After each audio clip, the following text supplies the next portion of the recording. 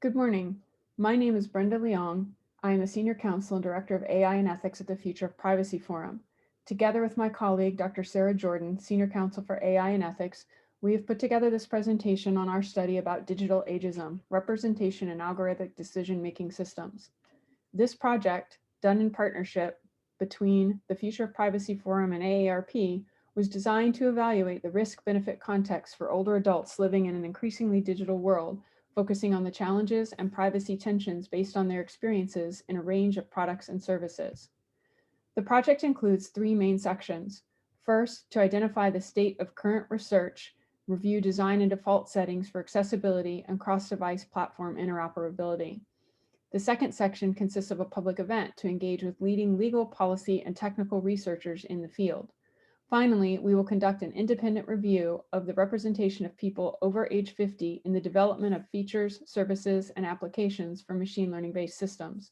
We seek to evaluate the representation of people over 50 in the training sets accessed by developers for commercial machine learning-based systems.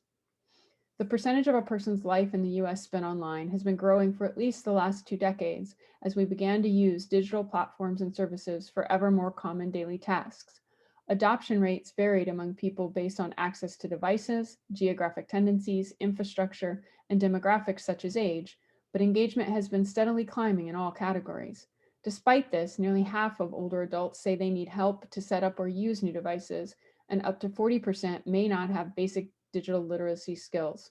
If older adults cannot successfully participate in the digital aspects of society, it affects their general quality of life, access to goods and services, and potentially increases trends toward isolation and loneliness.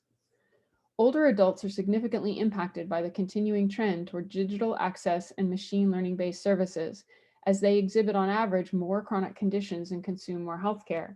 As more services are being offered via digital engagement, older adults may be at risk of losing full value of these systems if they are less motivated or able to use these devices and platforms. But in addition to healthcare, seniors have the opportunity to take advantage of many products that can aid in their ability to live fulfilling and autonomous lives for much longer than might otherwise be possible. Research has shown, however, that they must not feel intimidated by the technology, but will need to see personal value in what's offered. Other commercial innovative services that offer assistance, particularly applicable to seniors, include apps to remember where you parked your car, to remember if you've taken your medication, track health, diet, and exercise, or simply turn your device into a magnifying glass for easier reading of small print on medicine, instructions, or other daily needs. Of course, like many users, seniors benefit from apps that provide easy access to music and movies, weather, online books, recipes, tracking finances, and preferred news sources. Areas that have been identified for additional attention relative to older adults include increasing their trust in privacy and security, monitoring and intervention, sensor technology, social connectedness and well-being, and aging in place opportunities. An important aspect of access is the opportunity for training or instruction.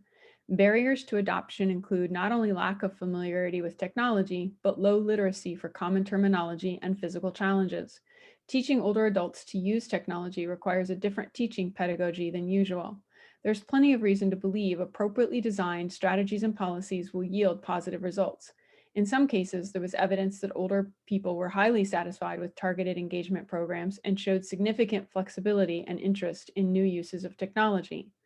Overall, older adults exhibit caution and some hesitancy in relying on online banking or other digital financial services, such as third-party payers or intermediaries like with apps like Venmo, Cash App, or Zelle. Age-associated changes distinguish older consumer decision-making and purchasing behavior from younger cohorts. These findings may be used to offer online sellers insights to develop customized strategies for different demographics.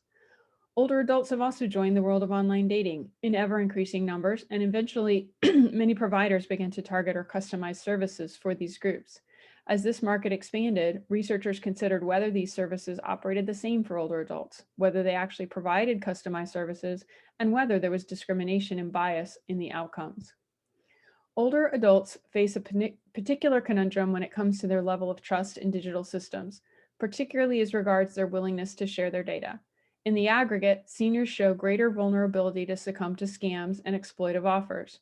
Individually, some may be unwilling to rely on digital systems for fear of privacy risks, identity theft, or other online harms that may result, as well as the non-technical aspects, such as the loss of human interactions. Further, seniors' perceptions of risk for in-home technologies are sometimes less than or different from actual risks of these systems. Ethical questions may arise when semi or completely automated programs are engaged to make recommendations for care or treatment. As care for older adults seeks to be more predictive, personalized, and preventive, it also runs the risk of being disruptive to care processes and relationships, and potentially dehumanizing without a sufficient ethical framework to assess and manage risks. A developing area in which technology may raise new ethical issues around human care and contact is the increasing use of robots. As the older population around the world increases, the resources and people necessary to provide care and services is unlikely to keep up with demand. One possible answer to this problem is AI-based social robots. What is unclear from all this research, however, is the extent to which older adults were included in the design, training, or data collection for these systems. Considering that these technologies and services will likely have significant impact on the lives, livelihoods, and quality of life for this demographic, it is important to determine to what extent they are being accurately included or represented. We will next seek to evaluate the representation of people over 50 by age bracket and segmentation analysis in the most commonly used open source training data sets accessed by developers for commercial machine learning-based systems. This research will consider a representative sample of the 100 to 200 big data sets that are most commonly accessed by commercial developers for training machine learning systems. What we are already seeing is what was expected, that in fact, in many or most of these data sets, data on seniors is notably missing.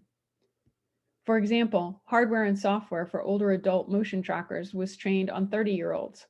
Images of women include younger women alone, but older women with babies or children. Object detection systems include wheelchairs, but not walkers. The word walker will bring up kids' toys or pedestrians, but not assistive devices. Smart device activity detection systems were trained with young males in a university setting carrying a selection of phones, but not older persons carrying out their daily activities or behaviors.